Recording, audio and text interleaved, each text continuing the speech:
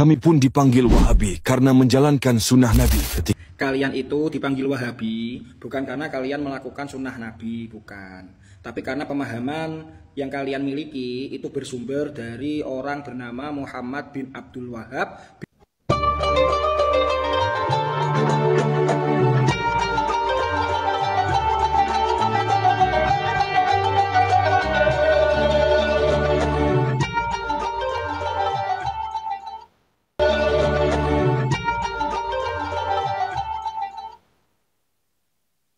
Assalamualaikum warahmatullahi wabarakatuh. Bismillahirrahmanirrahim. Alhamdulillahirrabbilalamin. Wabihi nasta'inu ala umuri dunya waddin. Assalatu wassalamu ala asyrafil anbiya wal mursalin sayyidina Muhammadin wa ala alihi wa sahbihi ajma'in. Amma ba'du. Bapak Ibu sahabat Cahyati yang dirahmati oleh Allah, alhamdulillah di kesempatan kali ini kita jumpa lagi di channel YouTube kami Cahyati 80. Mudah-mudahan Bapak Ibu bersama sekalian selalu mendapatkan limpahan nikmat dan rahmat dari Allah, mendapatkan taufik dan hidayahnya, dimudahkan segala urusannya, dilancarkan segala rezekinya, dan dikabulkan hajatnya. Amin ya rabbal alamin.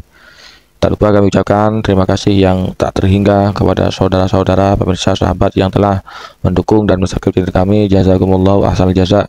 Bagi pemirsa yang baru menemukan channel kami, baru bergabung, jangan lupa tekan tombol subscribe-nya, nyalakan tanda loncengnya, klik tanda jempolnya, dan tinggalkan komentar di bawah video ini. Bapak Ibu sahabat Cahyati yang dirahmati oleh Allah, rata-rata orang-orang Wahabi yang mengaku Salafi ini, mereka ini merasa paling identik amaliyahnya, paling identik dengan Al-Quran dan Sunnah, paling sesuai dengan Al-Quran dan Sunnah, sehingga orang lain yang tidak mengikuti mereka maka dianggap tidak mengamalkan Sunnah, dianggap ahlul bid'ah. Dan mereka ketika dikatakan Wahabi, mereka mengatakan kami dipanggil Wahabi karena mengamalkan mengamalkan hadis, padahal tidak. Mereka itu dipanggil Wahabi karena mereka mengamalkan ajaran dari Muhammad bin Abdul Wahab. Ini ada sebuah video pendek tentang hal ini, mari kita simak videonya. Kami pun dipanggil Wahabi karena menjalankan sunnah Nabi ketika kami putuskan untuk beramal. Kalian itu dipanggil Wahabi bukan karena kalian melakukan sunnah Nabi, bukan.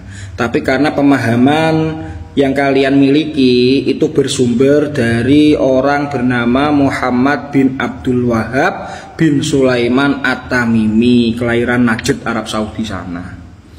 Jadi pemahaman kalian yang ingin mengembalikan Islam ke keadaan yang murni, ya, itu yang kalian klaim, ya, kembali ke jargon kalian kan kembali ke Quran dan hadis, ya.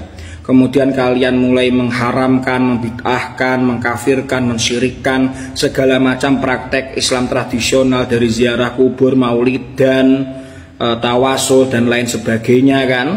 Itu adalah pemahaman dari Abdul Wahab, ya, Muhammad bin Abdul Wahab.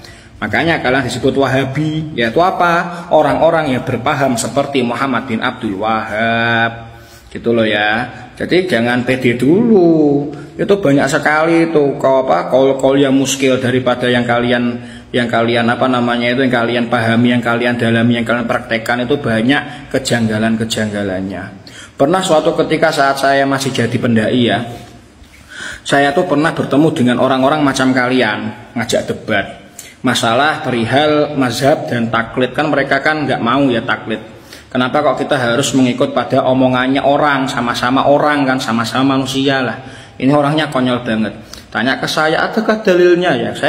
Saya cuma tanya gini, Bapak kalau sakit pergi kemana? Ya ke dokter lah, periksa ke rumah sakit dan seterusnya gitu. Loh, kenapa kok Bapak ke dokter, kok nggak menyembuhkan diri Bapak sendiri? Ya nggak bisa kan, saya nggak ada ilmunya dan seterusnya. Nah, ya sama. Orang cuma masalah duniawi berobat saja Bapak pergi ke dokter, pergi ke rumah sakit. Kok bisa-bisanya di masalah yang urgent Bapak kok nggak percaya sama para ulama yang jelas-jelas alim, hidupnya diserahkan total untuk mempelajari ilmu agama, kok malah sakit ke dokter? Seharusnya mereka-mereka ini, Wahabi-Wahabi ini, anak didiknya Muhammad bin Abdul Wahab ini, ya, itu tuh kalau sakit, ya, itu diharamkan seharusnya ke rumah sakit, biar mereka ijtihad sendiri, gitu loh, biar mereka mencari obat sendiri, sama kan, mereka apa namanya cukup Quran dan hadis lah, kan, kayak gitu, ya nggak bisa. Oh gitu, ya. Jadi kita tuh nggak ada kemampuan untuk istimbat atau menggali hukum langsung dari hadis dan Quran, nggak bisa guys, gitu loh. Orang kebanyakan, mayoritas ulama-ulama yang mereka agung-agungkan, ustadz-ustadz syekh-syekh yang mereka puji-puji, itu tuh loh nggak bisa bahasa Arab, nggak bisa baca kitab, ceramah kemana-mana itu ya pakai terjemah, repot loh sumpah. Aku tuh udah capek ya.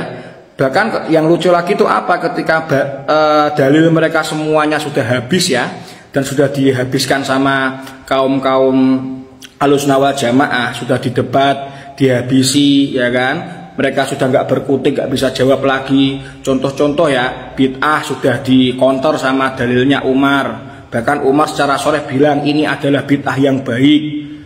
Kan udah kelekep kan, ibaratnya kan udah mati kutu kan mereka sebenarnya.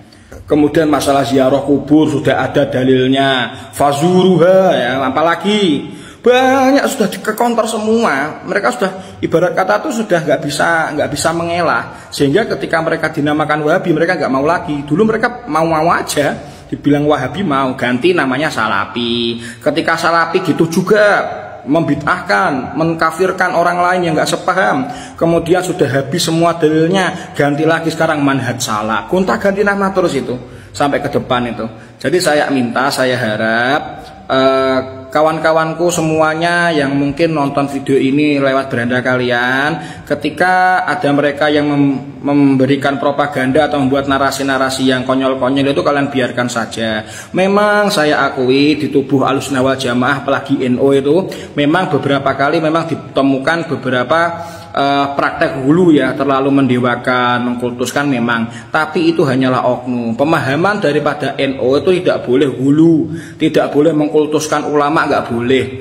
Cuma hanya penghormatan sesuai dengan adab dan budaya masing-masing di daerahnya. Seperti itu ya. Jadi jangan sampai cuma contoh 1-2 pondok yang tanda kutip sesat, tanda kutip ya, tanda kutip ngawur, kemudian menggeneralisir kepada semua pondok yang memang betul-betul ilmunya jelas, sanad keilmuannya jelas sampai Nabi Muhammad SAW.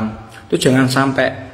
Dan saya titip pesan bagi kawan-kawanku semuanya yang mungkin memiliki niatan untuk belajar agama Islam, anaknya, saudaranya, tetangganya ingin dipondokkan, pondokkan saja ke pondok-pondok yang sudah jelas sanad keilmuannya, tahu alumninya seperti apa. Jangan dipondokkan ke pondok-pondok yang nggak jelas gitu loh, kiainya nggak tahu mondok di mana, kemudian alumninya juga nggak jelas bagaimana, apalagi pemahamannya yang sudah ngawur gitu aja ya. Oleh karena itu ketika lewat video-video yang seperti itu udah biarin aja. Kalian nggak usah komen, karena orang-orang seperti mereka dikasih dalil pun juga nggak akan menerima. Padahal sudah terang benderang dalilnya itu mengenai masalah bid'ah, ziarah kubur, tawasul, tahlilan, itu semuanya sudah terang benderang. Dan lucunya Wahabi ya, ketika di tempat penugasan saya ketika di tempat dakwah saya itu kapanpun diajak debat itu nggak pernah mau. Nggak pernah mau. Saya juga heran tuh kenapa gitu. Padahal kan kalau mereka merasa benar harusnya kan diajak debat kan ya mau-mau aja, nyatanya itu nggak pada mau, nggak tahu kenapa itu ya. Ya oke, seperti itulah ya intinya ya. Jadi kesimpulannya apa? Kalau mereka menganggap kita nggak perlu ulama, hanya cukup mengambil hadis dan Quran sebagai hukum sendiri ya, maka ya jangan sampai kita lihat mereka pergi ke rumah sakit atau pergi ke dokter. Gitu aja simpel. Terima kasih. Mudah-mudahan video yang kami persembahkan pada kesempatan kali ini bermanfaat bagi kita bersama, khususnya kaum muslimin, dan dapat menyadarkan saudara kita Salafi Wahabi. Dari kami kurang lebihnya mohon maaf. Wassalamualaikum warahmatullahi wabarakatuh.